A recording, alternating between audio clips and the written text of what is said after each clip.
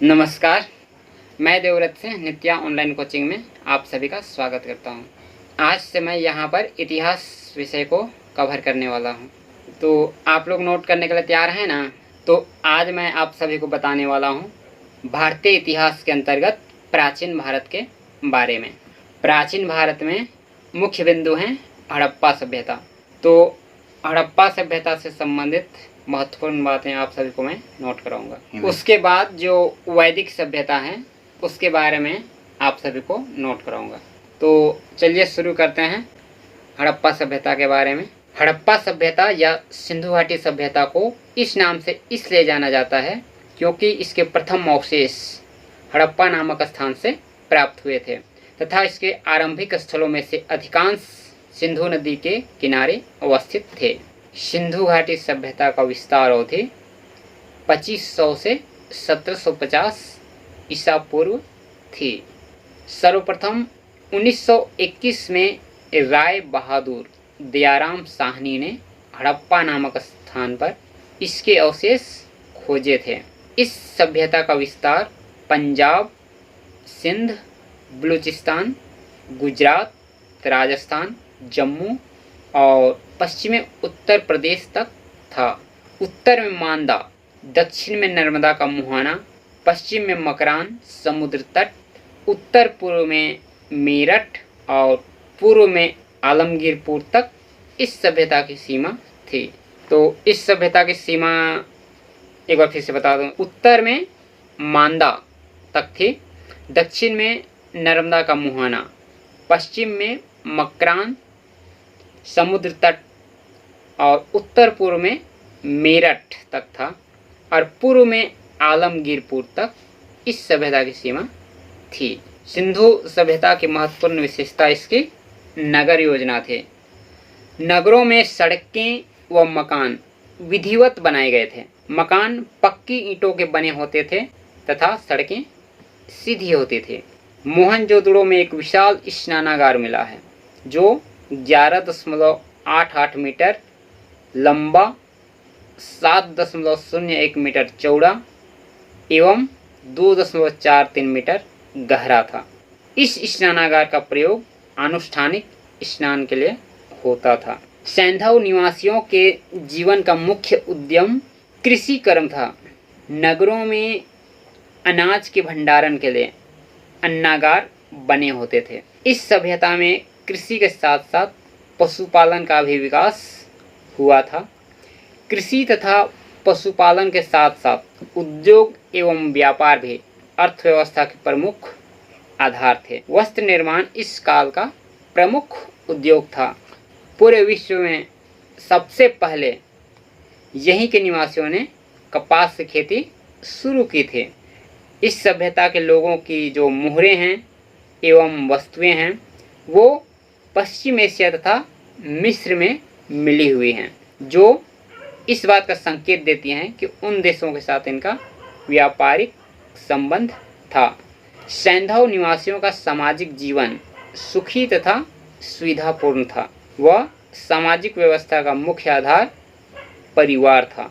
समाज व्यवसाय के आधार पर 4 भागों विद्वान, योद्धा, व्यापारी, शिल्पकार और श्रमिक में विभाजित था। मोहनजोदड़ो में मिली प्रसिद्ध नर्तकी देवदासी कांस्य प्रतिमा से इस युग में कांस्य का प्रयोग किए जाने का पता चलता है। पासा इस युग का प्रमुख खेल था। इस युग में पासा को अधिकांश लोग खेलते थे और ये उनके मनोरंजन का बहुत ही महत्वपूर्ण हिस्सा था। ये जो स्वास्तिक चिन्ह आप लोग देखते हैं वो संभवतः हड़प्पा सभ्यता की ही देन है। अभी तक सिंधु सभ्यता की लिपि को पढ़ा नहीं जा सका है। इसमें चित्र और अक्षर दोनों ही ज्ञात होते हैं। यह सभ्यता तकरीबन 1000 साल तक विद्यमान रही। अभी जो मैंने बताया और आप लोग जो नोट किए वो प्राचीन भारत से संबंधित बहुत ही महत्वपूर्ण पॉइंट है।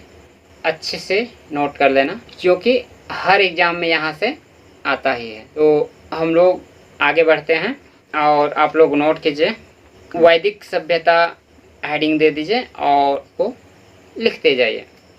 हमारे भारतीय इतिहास में 1500 ईसा पूर्व से 600 ईसा पूर्व तक के कालखंड को वैदिक सभ्यता बोला गया है।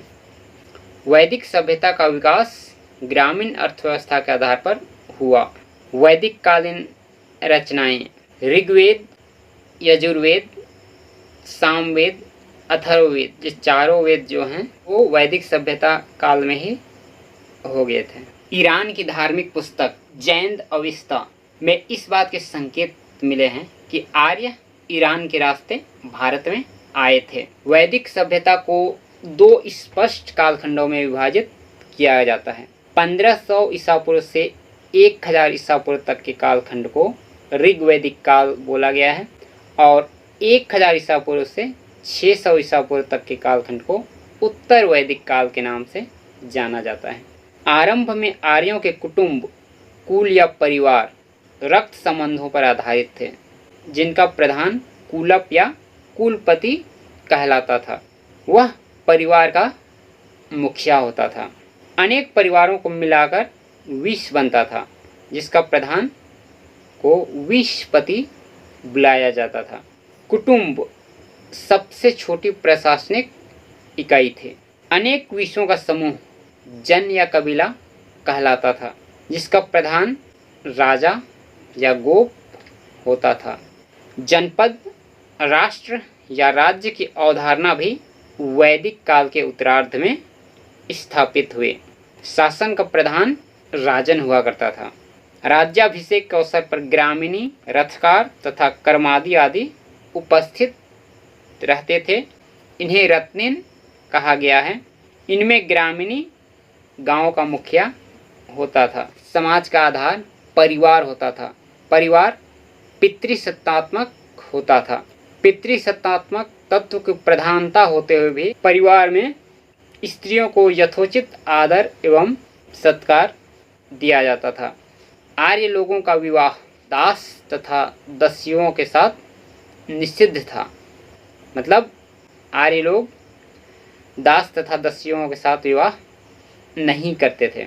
ऋग्वेद के 10वें मंडल के पुरुष सूक्त में 4 वर्णों ब्राह्मण, क्षत्रिय, वैश्य और शूद्र की उत्पत्ति की कथा के अनुसार ब्रह्मा के मुख से ब्राह्मण, बाहु से क्षत्रिय, जंघा से वैश्य और पैर से शूद्र का जन्म हुआ है। सोम आर्यों का मुख्य पेय पदार्थ था। ऋग्वेदिक काल में अग्नि, इंद्र, वरुण, सूर्य, सवितु, ऋतु, यम, रुद्र, अश्विनी आदि प्रमुख देवता थे और उषा, अदिति, रात्रि, संध्या आदि प्रमुख देवियां थी। उत्तर वैदिक काल का इतिहास ऋग्वेद के आधार पर निर्धारित किया गया है। ऋग्वेद के आधार पर विकसित संहिता ग्रंथ ब्राह्मण, आरण्यक तथा उपनिषदों से ज्ञात होता है, जिनका समय लगभग 1000 ईसा पूर्व से 600 ईसा पूर्व तक माना जाता है। उत्तर वैदिक काल में आर्य सभ्यता पंजाब से कुरुक्षेत्र अर्थात गंगा यमुना दोआब में फैल गई। तकनीकी विकास के दृष्टिकोण से इस काल में लोहे का प्रयोग सर्वाधिक महत्वपूर्ण था। इस युग में लोहे को कृष्ण अयस्क कहा जाता था। कृष्ण इस समय राजा की पटरानी जो होती थी वो महिषी कहलाते थे, जो प्रशासनिक कार्यों में राजा की सहायक एवं सलाहकार के रूप में कार्य करते थे। जो सूत होता था वो रथों के निर्माण व रख रखाव हेतु जिम्मेदार पदाधिकारी होता था। सेनानी सेना का प्रधान पदाधिकारी होता था। भागदूत भूमि कर की वसूली हेतु पदाधिकारी होता था। अक्षावाप जुआ आदि पर नियंत्रण रखने के लिए पदाधिकारी होता था। जाति प्रथा कर्म के आधार पर न होकर जन्म के आधार पर होने लगी और उसमें कठोरता आ गई। मानव का जीवन 4 आश्रमों में विभाजित होने लगा। मनुस्मृति में विवाह के 8 प्रकारों का उल्लेख किया गया है, जिसमें 4 विवाह को प्रशंसनीय और 4 विवाह को अप्रशंसनीय माना गया है। इस युग में मिट्टी के एक विशेष प्रकार के बर्तन बनाए जाते थे जिन्हें चित्रित धूसर मृदभांड कहा जाता था। इस काल की अर्थव्यवस्था को प्राक शहरी अर्थव्यवस्था नाम दिया जा सकता है, क्योंकि ये ना तो पूरी तरह से ग्रामीण थी और न ही पूरी तरह से शहरी थे। इस काल में प्रजापति सृष्टि के निर्माता को सर्वोच्च स्थान प्राप्त हो गया था। विष्णु को संरक्षक के रूप में पूजा जाता था। पूषण शूद्रों के देवता के रूप में प्रतिष्ठापित थे। जो पूषण थे वो शूद्रों के देवता के रूप में प्रतिष्ठापित थे। ये वैदिक सभ्यता से संबंधित महत्वपूर्ण बिंदु थे जो आप लोगों को जानना बहुत महत्वपूर्ण है। तो आज का नोट सेशन यहीं पे समाप्त करते हैं। मिलते हैं अगले सेशन में। तब तक के लिए आज्ञा दीजिए।